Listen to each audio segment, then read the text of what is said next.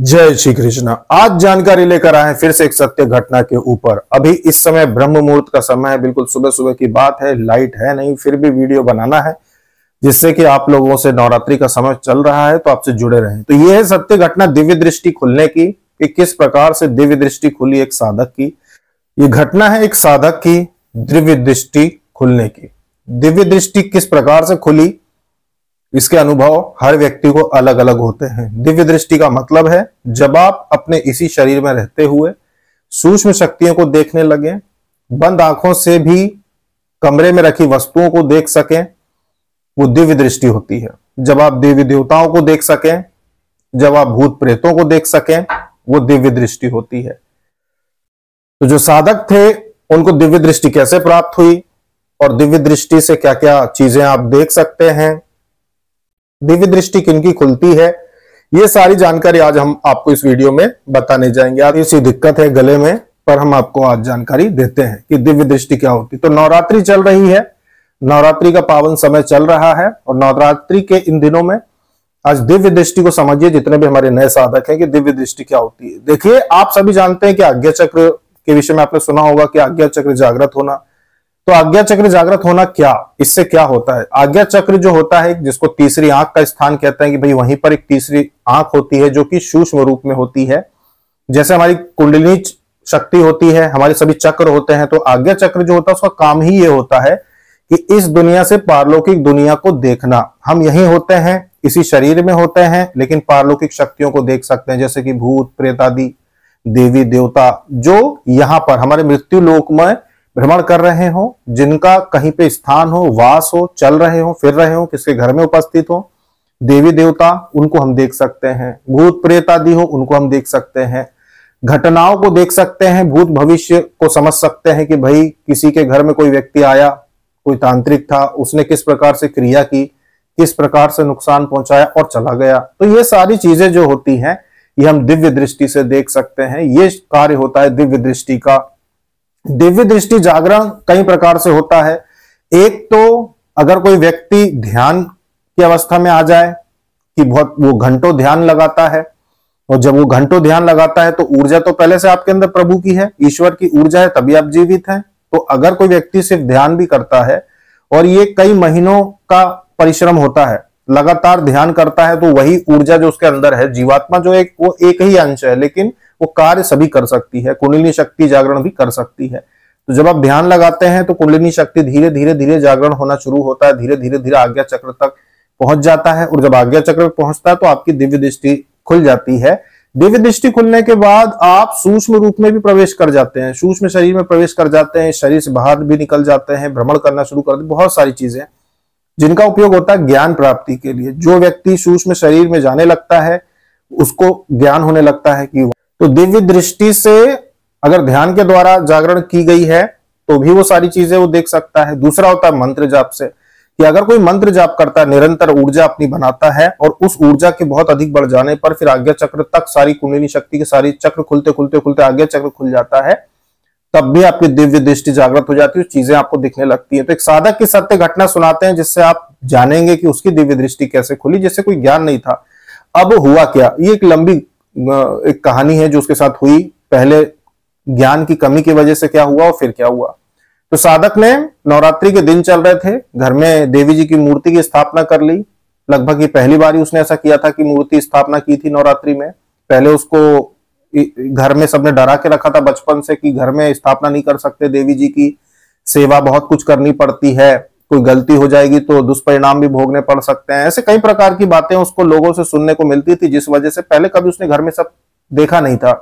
उसने तो पहली बार में घर वालों के सवाल उठाने के बाद भी कि भाई कौन करेगा, कैसे करेगा, जो सामान्य सी बात है कि हमारे घर परिवारों में विरोध होता ही है जब आप कुछ अलग करना चाहते हैं। तो फिर भी उसने कहा कि नहीं, मैं तो सेवा कर लूंगा, जो भी जिसको जो कहना है कहिए, कोई सेवा मत करना देवी जी की, मैं खुद कर लूंगा, 9 दिन की बात है, मैं खुद कर लूंगा। उसने फिर भी नहीं मानी बात, तो देवी जी घर में स्थापना कर ली।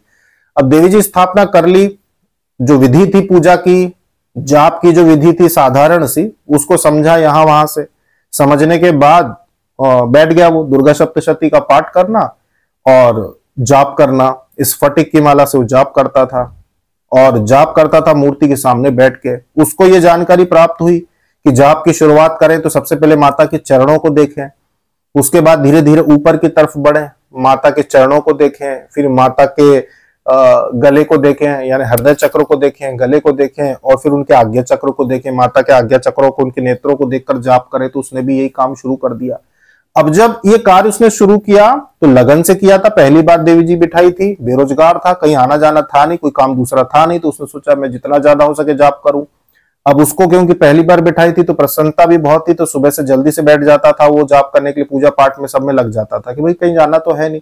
सुबह उठ के 6 बजे से और सारी तैयारी करके जाप करने बैठ जाता था 7 बजे तक, क्योंकि वो पूरी विधि विधान से करता था कि झाड़ू पोछा सब लगाना, उसके बाद बिल्कुल धुले हुए कपड़े पहनना प्रतिदिन, ये सारा वो करता था। तो 1 घंटा उसको लग ही जाता था। अब वो जब बैठा तो एक समय ऐसा हुआ कि जाप करते करते उसने देखा कि उसकी आंखें बंद हैं, लेकिन उसकी जो देवी जी की मूर्ति सामने रखी थी, बंद आंखों से भी उसको वो मूर्ति दिखी। जब उसको ये मूर्ति दिखी तो उसको समझ में नहीं आया कि ये क्या हुआ।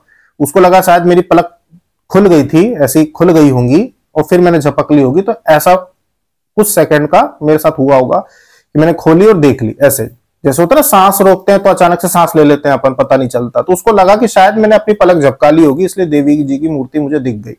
वो जाप करने लगा। फिर उसके साथ यही चीज हुई कि आंखें बंद थी, माला चल रही है, लेकिन अंदर से ही उसको देवी जी की मूर्ति दिखने लगी।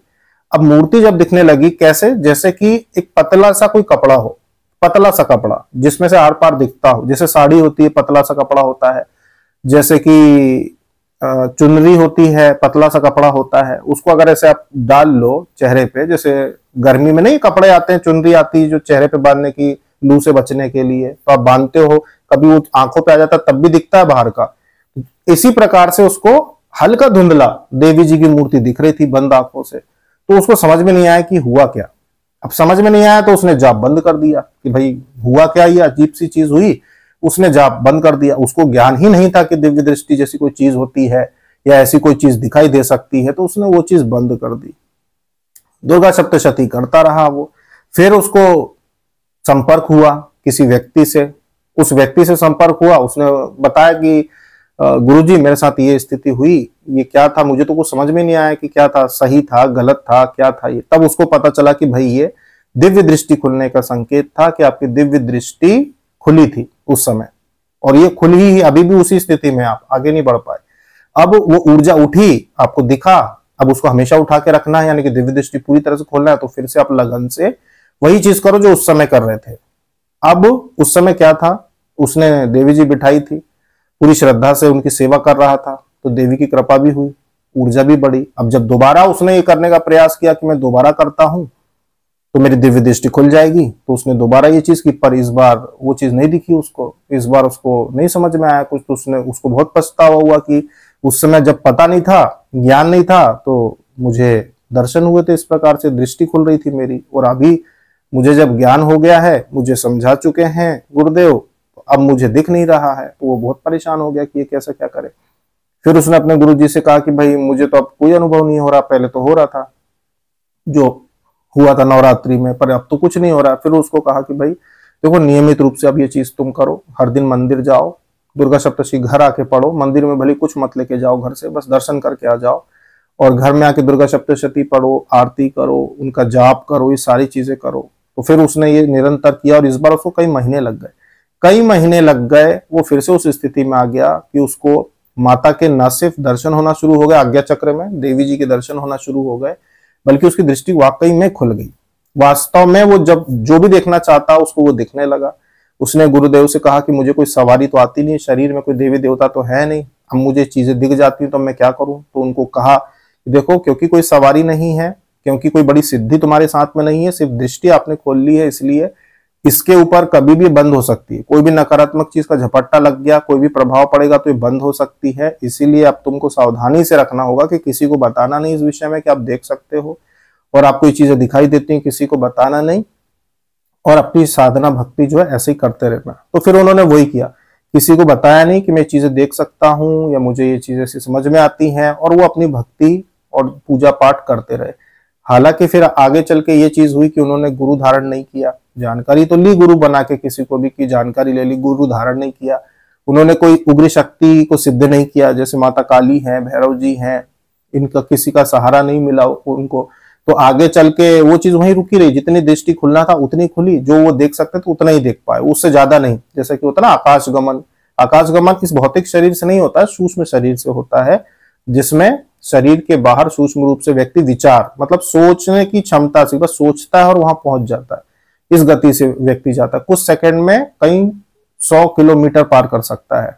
जैसे कि 1000 किलोमीटर दूर कोई व्यक्ति उसके घर में बैठा है और कोई व्यक्ति देखना चाहता है उसके घर में कि क्या है, भूत प्रेत है घर में, देवी देवता है या कोई क्रिया है, तो बस वो आंखें बंद करके सोचेगा और उसके घर में उतर जाएगा। ऐसे ऊपर से ऐसे, दीवार बीच में नहीं आती, ये दीवार विवार सब पारदर्शी, कुछ भी बीच में नहीं आता, वो ऐसी छत में से उतर जाता है, खड़े हो जाएगा बीच घर में और चारों तरफ ऐसे देखेगा कि कोई भूत प्रेत है नहीं है, देवी देवता है नहीं है, वो फिर 1 सेकंड में वापस अपने शरीर में आ जाता है। रहता शरीर में ही है, बस विचार की शक्ति से, सोचने की शक्ति से उसके घर में पहुंच जाता है। तो ये चीज होती है सूक्ष्म शरीर में प्रवेश करना कहीं भी। और सूक्ष्म शरीर में पैर नहीं दिखाई देते। जब सूक्ष्म शरीर में व्यक्ति होता है उसके पैर नहीं, जैसे जीनी होता है, जीनी आपने पहले बचपन में कार्टून देखे होंगे जिसमें जीनी होता है जिसके नीचे पैर नहीं होते, नीचे से पूंछ जैसी होती है, तो ऐसे नीचे धुआं जैसा होता है, नीचे पैर नहीं दिखाई देते जब आप सूक्ष्म शरीर में होते हैं, ऊपर ऊपर से आप दिखाई देते हैं। और स्वरूप बदला भी होता है कई बार, जैसे कि हो सकता है आपने हाथ में सोने के कड़े पहने हो, आपने अच्छे दिव्य वस्त्र पहने हो, आपने सर पे मुकुट लगाया हो, इस प्रकार के दृश्य दिखाई देते हैं। उसमें भ्रमित नहीं होना चाहिए, क्योंकि जब आप दिव्य रूप में होते हैं तो आपके कर्मों के अनुसार आपका वो स्वरूप दिव्य दिखाई देता है। मतलब अगर कोई दूसरा व्यक्ति, जैसे आप किसी के घर में गए और कोई व्यक्ति वहां पे भी दिव्य दृष्टि वाला, तो उसको ऐसा लगेगा जैसे कोई देवता आया मेरे घर में, कोई शक्ति आई मेरे घर में। उसको आपका वास्तविक रूप नहीं दिखेगा कि आप एक कर्मचारी हैं या फिर आप कोई एक काम करने वाले व्यक्ति हैं, ऐसा नहीं दिखेगा। उसको आपका दिव्य स्वरूप ही दिखेगा कि कोई देवता जैसी चीज घर में आई है, तो ऐसा स्वरूप होता है। तो इस प्रकार से दिव्य दृष्टि काम करती है कि आप चाहे तो बैठे बैठे देख सकते हैं, अगर थोड़ी और मेहनत की जाए तो आप सूक्ष्म शरीर में भी प्रवेश करके जा सकते हैं। और ऐसे हजारों लोग हैं हमारे देश में, गृहस्थ भी बहुत सारे हजारों लोग हैं जो ये सब चीजें कर सकते हैं, लेकिन गुप्त रखते हैं, किसी को बताते नहीं, दिखावा नहीं करते। चाहे तो प्रसिद्धि भी पा सकते हैं, पर वास्तविक साधक प्रसिद्धि इन चीजों की वजह से चाहते भी नहीं है कि उनको कोई प्रसिद्धि मिले या वो लोगों के बीच में जाए, नहीं, जहां है वो उसी में खुश है। तो ये चीजें होती है, इसलिए पता नहीं चलता, पर हजारों लोगों के पास दिव्य दृष्टि है ऐसी, क्योंकि आप उस तरफ हो इसलिए आपको नहीं पता, पर हम इस तरफ हैं। तो हमसे बहुत लोग संपर्क करते हैं, अपनी अपनी बातें बताते हैं, अपनी अपनी यात्रा बताते हैं अध्यात्म की। तो हमने देखा कि यार ये तो सैकड़ों की संख्या थी, साल भर में सैकड़ों आते हैं। मतलब अभी तक हमसे हजारों लोग संपर्क कर चुके हैं जिनके पास दिव्य दृष्टि है। तो कोई सूक्ष्म शरीर में जाता है और बहुत सारे अनुभव लोगों को होते हैं, तो इनकी संख्या बहुत है। तो कोई भी साधक अगर सोचता है कि भाई आप अध्यात्म के मार्ग में चलेंगे तो आपको ऐसे कोई अनुभव होंगे आगे चल के, हाँ बिल्कुल होंगे। आपको जो मन में शंका आती हो कि भगवान है कि नहीं है, ये सारी शंका वो ईश्वर स्वयं पूरी कर देता है। इसमें किसी व्यक्ति को प्रमाण देने की जरूरत नहीं, हमें प्रमाण देने की आपको जरूरत नहीं है कि देवी देवता होते हैं कि नहीं होते हैं या किसी और को। ये सारी तो भगवान खुद प्रमाण दे देगा कि चीजें होती हैं और कैसी होती हैं। तो इसीलिए ये थी सत्य घटना। अगर आप लोग भी चाहते हैं कि आपको ऐसे कोई बड़े अनुभव हो, आप भी अपनी आध्यात्मिक यात्रा में आगे बढ़ें, तो सांसारिक चीजों से अपना थोड़ा सा मन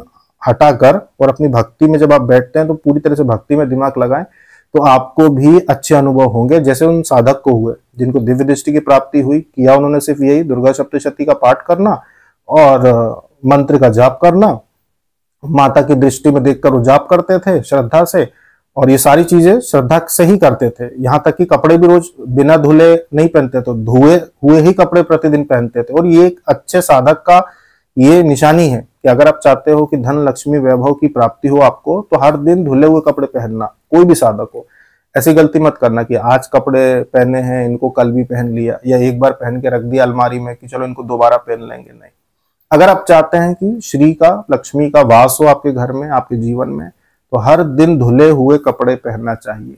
भले ही आप उसको ज्यादा साबुन आबुन मत लगाओ, बस यूं ही धो दो। जैसे आज पहने, ज्यादा साबुन की जरूरत नहीं क्योंकि एक दिन पहने, थोड़ा बहुत साबुन से धो दो, पर प्रतिदिन धुलना जरूरी है। धुले हुए ही कपड़े पहनो। कपड़ों की संख्या ज्यादा रख लो, 7 जोड़ी कर लो, 10 जोड़ी कर लो, कि भाई एक बार जो मैंने पहन लिया, अगली बार अगर 3 दिन में भी एक बार कपड़े धोएंगे, जैसे अकेले रहते ना कुछ लोग, 4 दिन में भी अगर कपड़े में धोऊंगा तो मेरे पास कपड़े फिर भी रहेंगे हर दिन धुले हुए कपड़े पहनने की। तो ऐसी व्यवस्था करो और साफ सफाई से रहो और साधना करो। आपको भी ईश्वर दिव्य दृष्टि प्रदान करे, सूक्ष्म शरीर में जाने की शक्ति प्रदान करे, अन्यथा आपको दर्शन दे और ऐसे अनुभव प्रदान करे कि अध्यात्म में आप अपने भक्ति मार्ग पे उन्नति करें। तो प्रैक्टिकल करें अपने घर में, साधनाएं करें अपने घर में, उपाय करें अपने घर में, और भगवान में आपकी जो विश्वास है, श्रद्धा, उसको बहुत ज्यादा दृढ़ बनाए इन अनुभवों से। ये थी जानकारी नवरात्रि में दिव्य दृष्टि एक साधक की खुलने के ऊपर, कि किस तरीके से उनकी दृष्टि खुली थी। जय श्री कृष्णा।